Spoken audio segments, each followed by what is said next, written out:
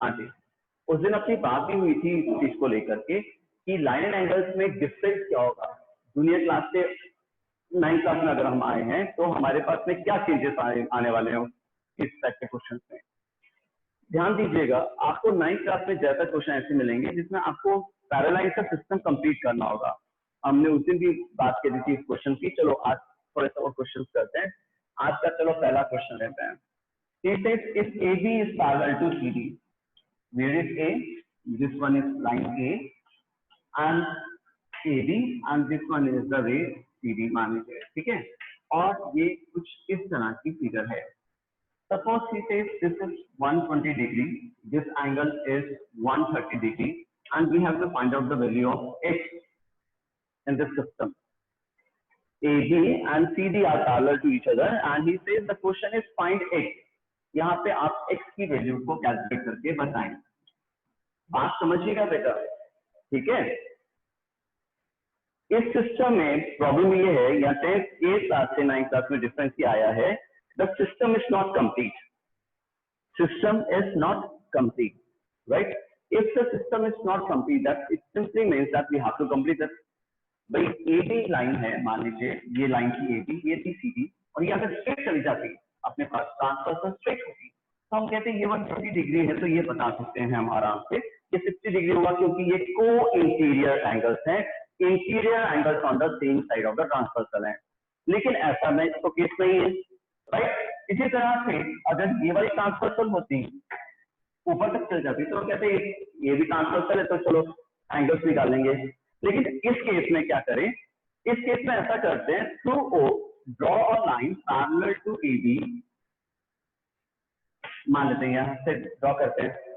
तो एक जैसे ही हमने यहाँ पे ओ पे एक लाइन ड्रॉ करी, ऐसे टाइप के क्वेश्चन डिस्कस किए थे ना अपन ने पिछली क्लास में, right.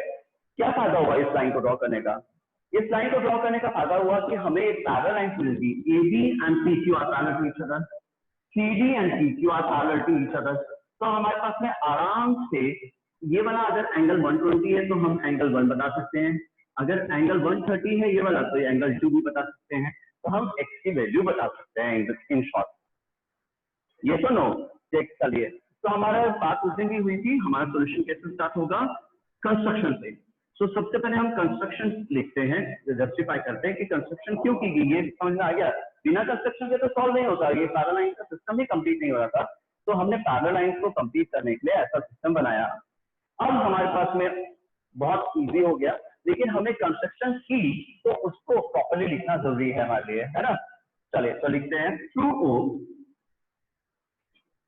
Draw PQ parallel to AB या पैरेलल टू CD, कुछ भी लिख दीजिए, बात एक ही है। जब AB के पैरेलल है तो CD की भी पैरेलल हो गई, है ना। तो through O draw a line PQ parallel to AB या through O draw PQ parallel to AB। Clear? चलो अब हमने जो क्वेश्चन दिया हुआ था, हमें दिया गया था, उसमें 1 और 2 मार्क करना है। फिगर में मार्क होना चाहिए 1 और 2, या फिर हमें लिखना पड़ेगा let angle AOQ equals to angle 1, angle COQ equals to angle 2, या तो हम इसको ऐसे लिखें, नहीं एक तो फिगर में अच्छी तरह से मार्क कर ले कि 1 और 2 क्या है, ठीक है ना। चलो अब हमने कहा since AB is parallel to OQ, है क्या ऐसा? बिल्कुल है। AB is parallel to PQ है तो AB is parallel to OQ भी है ना। Therefore angle A plus angle 1 is equals to 180 degree.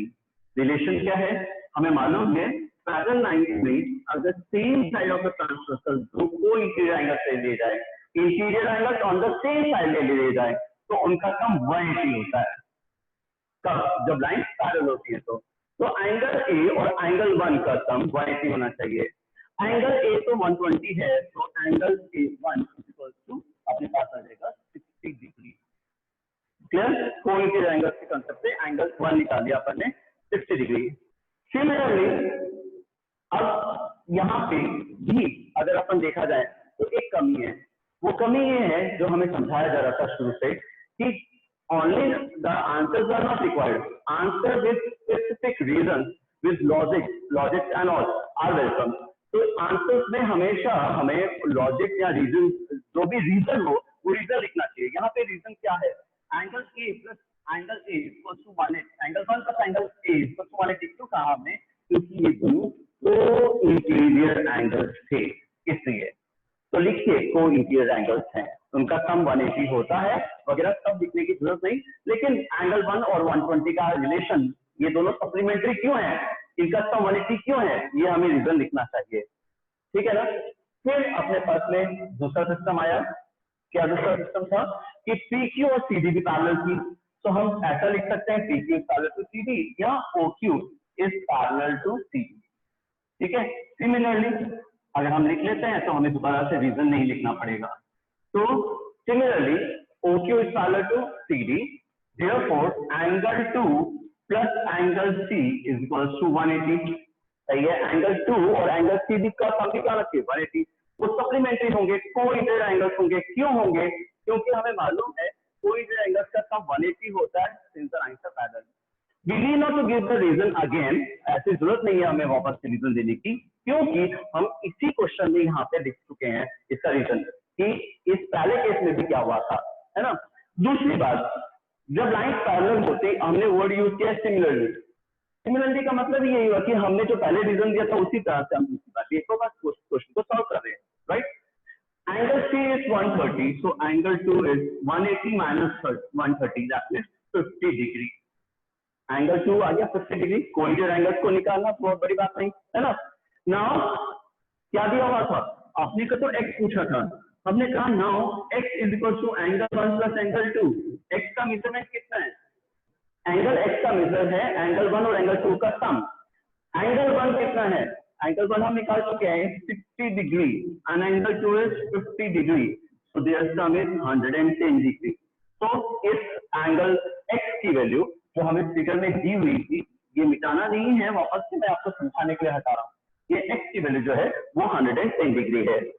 That day also one of the students said, I was asking, is sir angle A, angle O and angle C, angle at A, angle at O and angle at C is equal to 360 degree होता है, क्या हम इसको directly ले सकते हैं, तो मैंने उसको समझाया था नहीं डायरेक्टली नहीं ले सकते, हमें या फिर इसको कंसेप्शन देके प्रूव करना पड़ेगा, तो आप ले सकते हैं। लेकिन खैर प्रॉपर्ली करने का तरीका, प्रॉपर्ली इस क्वेश्चन को करने का तरीका ये है कि एंगल x जो है वो 110 है, राइट। सपोज बात समझिएगा, देखिए क्योंकि ज्योमेट्री है, अपने पास एक ही एंगल या एक ही तरीका हो किसी क्वेश्चन को सॉल्व करने का, ऐसा बिल्कुल नहीं है, है ना। मान लीजिए इस क्वेश्चन में ये x ना पूछा गया हो, उसकी बल्कि ये पूछा गया हो कि what is this angle x is equal to, बता सकते हैं, बिल्कुल बता सकते हैं। अगर हमें कोई एंगल AOC बता रहा है कि 110 डिग्री है, तो ये क्या है, इसका रिफ्लेक्स एंगल है, और हम रिफ्लेक्स एंगल के कंसेप्ट से बता सकते हैं कि ये वाला एंगल 360 माइनस 110 डिग्री है। ये सुनो, ये वाला एंगल कितना है हमारे पास में 360 डिग्री रिफ्लेक्स एंगल है ना, याद है आपको रिफ्लेक्स एंगल क्या होता है, बिल्कुल। तो रिफ्लेक्स एंगल जो है O जो है वो हो जाएगा 360 minus 110, that means 250 degree. Check कीजिए, सही है। मान लेते हैं हमें कोई हमारा स्टूडेंट कहता है या फ्रेंड कहता है कि नहीं ऐसे नहीं, इसको हम दूसरी तरीके से कर सकते हैं, या इसको ऐसे भी कर सकते हैं। मान लीजिए यहाँ से अपन ने एक लाइन ड्रॉ करी पैरेलल टू AB, जो आपने अभी ड्रॉ करी थी, PQ उसका नाम था, बिल्कुल O से बात हो रही थी, बिल्कुल सही है। अगर ये 120 है तो ये वाला भी तो 120 डिग्री एंगल होगा, क्या रीजन है इसका, ऑल्टरनेट एंगल्स हैं और इंटीरियर एंगल्स हैं, तो alternate interior angles are equal since the lines are parallel. तो अगर ये 120 डिग्री है तो ये भी 120 डिग्री होगा, क्योंकि ये ऑल्टरनेट इंटीरियर एंगल्स है। चेक कीजिए ना बेटा, ये आपके पास ट्रांसवर्सल है, ये 120 डिग्री पूछा दिया हुआ है, और आपसे ये वाला एंगल पूछा जाए तो हम यही तो कहेंगे कि ये दोनों एंगल्स इक्वल होते हैं, क्योंकि ये ऑल्टरनेट इंटीरियर एंगल्स हैं। जिस तरह से ये 120 निकला है, उसी तरह से यहाँ वाला एंगल भी हम बता सकते हैं कि अगर ये 130 है तो ये वाला एंगल भी 130 डिग्री ही होगा। द रीजन इज सेम, ये दोनों के दोनों ऑल्टरनेट इंटीरियर एंगल्स हैं, ऑल्टरनेट इंटीरियर एंगल्स। देखिए ना, x की वैल्यू वही तो आई 120 प्लस 130, 120 प्लस 130 डिग्री, क्या ये भी 250 डिग्री नहीं आई x की वैल्यू? तो अगर इस क्वेश्चन को कोई इस तरह से सॉल्व करना चाहे तो वो इस तरह से भी सॉल्व कर सकता है, राइट। तो एक ही क्वेश्चन को सॉल्व करने के कई अलग अलग तरीके हो सकते हैं। तो x अगर पूछा गया है तो आप अंदर वाला एंगल निकालने के बाद इस रिफ्लेक्ट एंगल की वैल्यू भी बता सकते हैं, या फिर आप सीधा ही इस बाहर वाले एंगल की भी बात कर सकते हैं, है ना। चलो एक और फिगर लेते हैं कुछ इसी ही तरह की, राइट। हाँ जी, मान लीजिए इस फिगर में AB and CD are parallel to each other. AB and CD are parallel to each other. This angle, this one angle at A is 50 degree. Suppose angle at A is 50 degree and angle at C is 60 degree. And it says what is the value of this x? What is angle AOC equals to? Again, in the question is given that AB is CD, is parallel to CD, and we have to find out x. और हमें x निकालना हो तो क्या करना पड़ेगा? The question is same. अगर हम देखें तो ये क्वेश्चन भी वैसा ही है जैसा पिछला क्वेश्चन किया है। चलिए बेटा वापस इस क्वेश्चन पे आते हैं। When AB is parallel to CD and the system is not complete, कैसे कंप्लीट करेंगे सिस्टम को? बहुत सिंपल सिस्टम। अगर अपने पास AB और CD पैरेलल हैं और OA अगर एक सिंगल ट्रांसफर होती या CO एक से सिंगल ट्रांसफर होती तो हमारा काम बन जाता।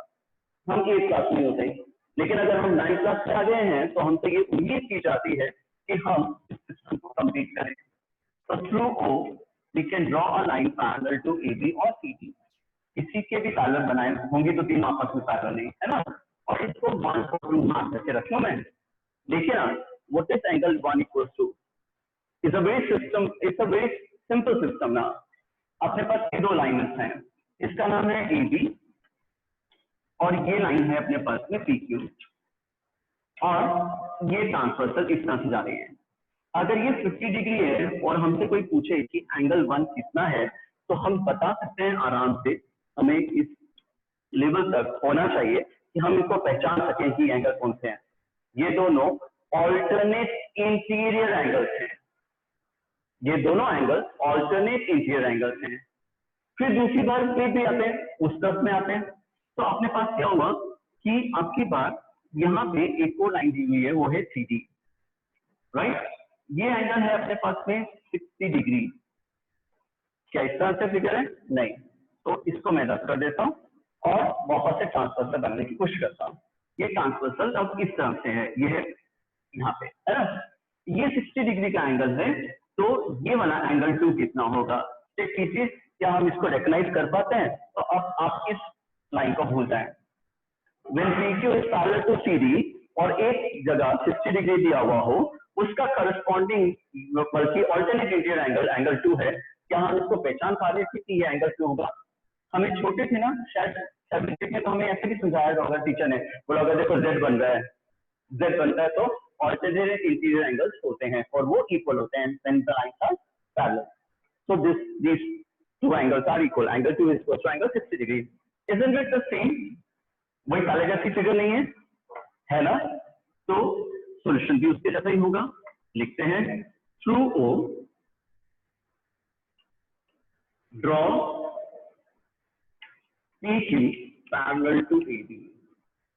सही है, एक लाइन PQ ड्रॉ करी, लेकिन खासियत क्या थी कि वो O से पास होनी चाहिए थी। दूसरी खासियत क्या थी कि वो AB के पैरेलल होनी चाहिए थी। So angle at A equal to angle 1 क्यों है? क्योंकि वो दोनों ऑल्टरनेट इंटीरियर एंगल्स हैं। तो हम लिख सकते हैं ऑल्टरनेट इंटीरियर एंगल्स। लिख नहीं सकते, बल्कि हमें जरूर लिखना चाहिए कि एंगल 1 और एंगल 50 को, यानी कि एंगल A को हमने क्यों इक्वल था, रेक्टाइज कर लिया ऑल्टरनेट इंटीरियर एंगल्स। इसी तरह से similarly if you don't want to write the reason, you can write similarly word और angle C, angle at C is equal to angle 2 and that is equal to 60 degree. Again the reason is same, alternate interior angles है इसलिए। अब angle 1 और angle 2 की value आ चुकी है, हमारे को जो फिगर में दिया गया था वो x था, है ना। यहाँ पे हम याद करें तो हमारे क्वेश्चन पेपर में यहाँ जो फिगर दी इसमें यहाँ पे x था, तो इसमें हमने चेंजेस लाए थे। जो अमेंडमेंट लाएंगे, जो कंस्ट्रक्शन करेंगे, उसको जरूर मेंशन करेंगे, राइट। अब यहाँ पे देखें एंगल AOC या x एंगल x भी कह सकते हैं, equal to angle 1 plus angle 2। Angle 1 is 50 and angle 2 is 60, so the answer is 110 degree, right। एक और क्वेश्चन, एक और एग्जांपल आपके लिए कि किस तरह से अब सिस्टम जो है आपको एक साथ में जैसे दिया हुआ होता था वो नहीं होगा। एक साथ में क्या होता था बेटा, आपके पास दो लाइन पैरेलल थी, एक ट्रांसफर होती थी, है ना। अब ये ट्रांसफर जो है ना वो स्ट्रेट ना होकर के वो बीच में से कहीं ना कहीं बेंड हो जाएगी, और उसके बाद अपने को रिलेशन निकालना है या वैल्यू निकालनी है, और निकालने का तरीका वही है कि we will complete the system. इस सिस्टम को ही हम कंप्लीट करेंगे उसके बाद, ठीक है। चलो फिर एक और फिगर की बात करते हैं, नेक्स्ट फिगर लेते हैं। कुछ और क्या हो सकता है, और हो सकता है कि उसने इस तरह से अपने को एक क्वेश्चन दिया,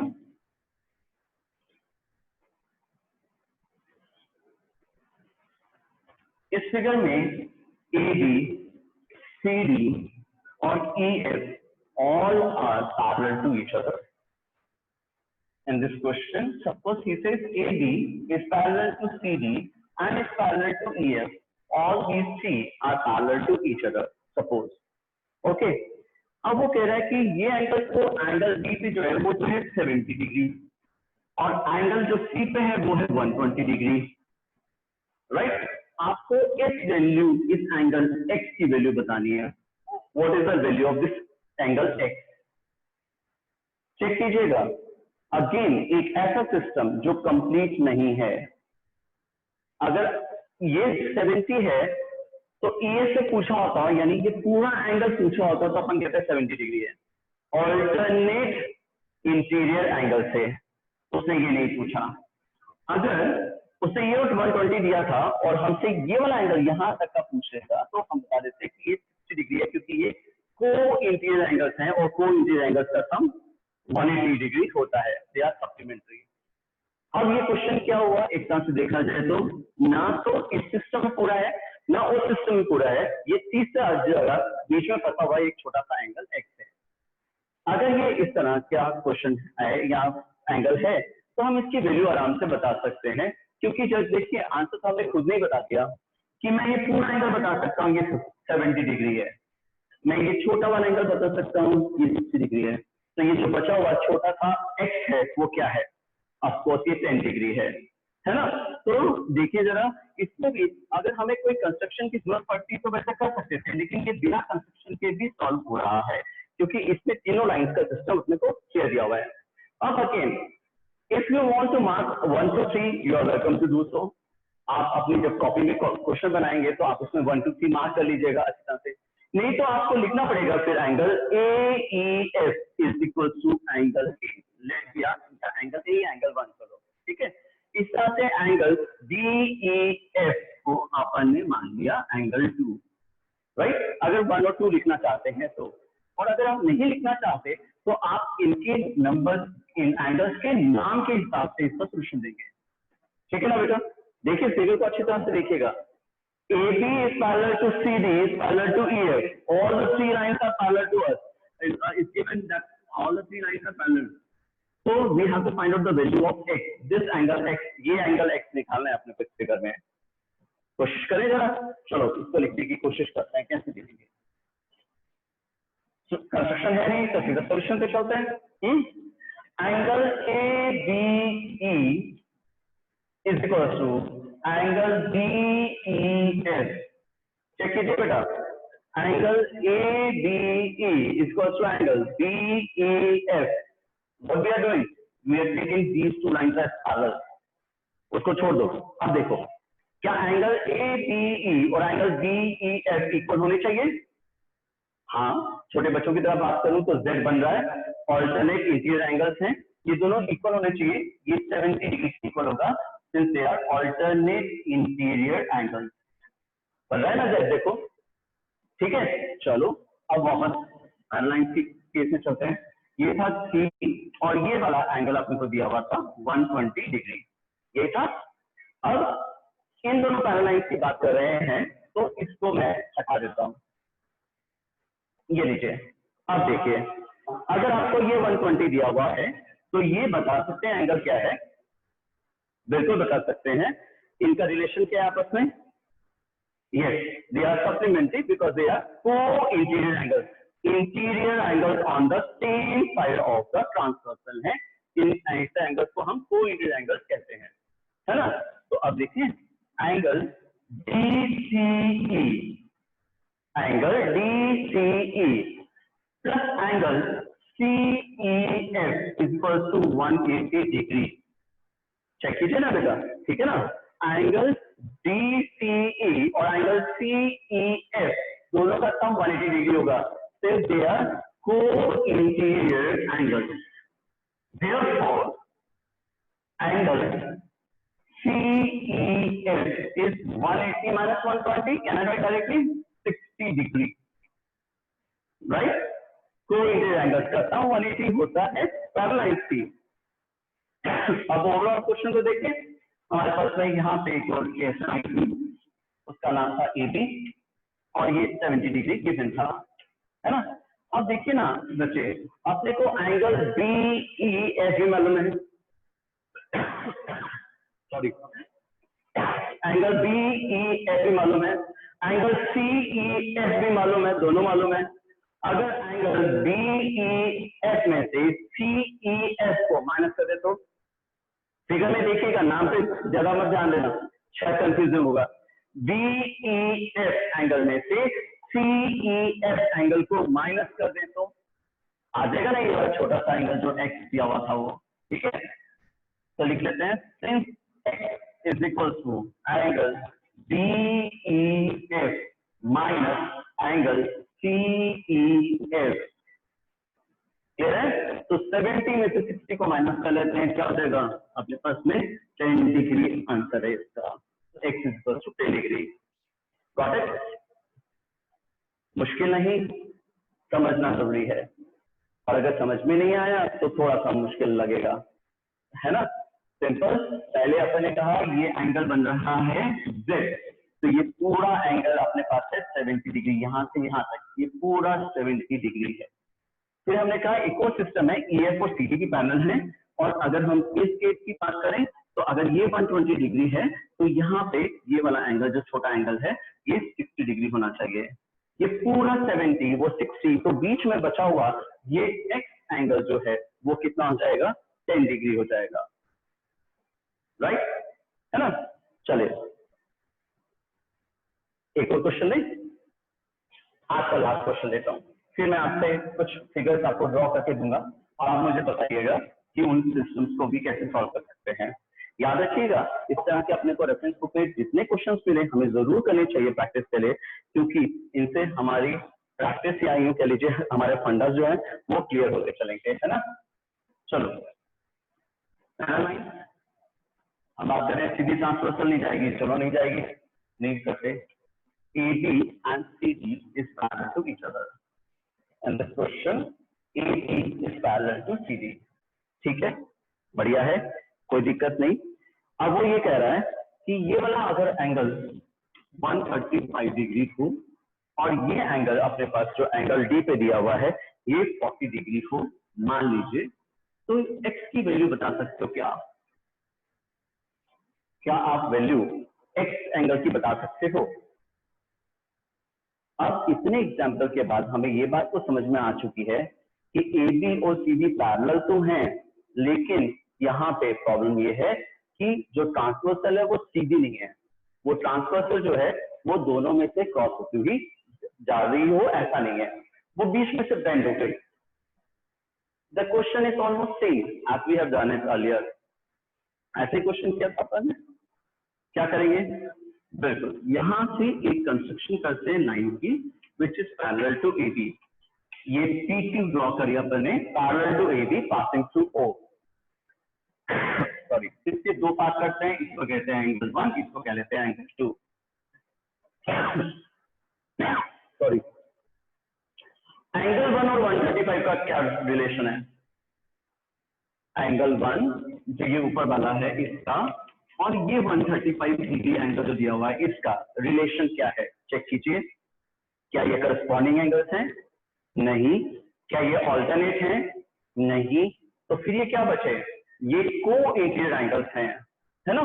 सो angle 1 plus 135 degree should be equal to 180 degree, जिससे एंगल 1 की वैल्यू आ जाएगी आपके पास में। क्या एंगल 40 और 2 एंगल 2 का कोई रिलेशन है? चेक कीजिए। एंगल 2 और इस 40 डिग्री का क्या कोई रिलेशन है? और छोटे बच्चों की तरह बात करूं तो देखो, आपने अगर Z पहचान लिया हो तो ऑल्टरनेट इंटीरियर एंगल्स हैं, तो एंगल 2 जो है वो 40 डिग्री के इक्वल होना चाहिए। तो एंगल 2 इक्वल टू 40 डिग्री। निकल गई x की वैल्यू, आ गया ना x, क्योंकि x तो एंगल 1 प्लस एंगल 2 था, आ गया अपने पास में। Isn't it simple?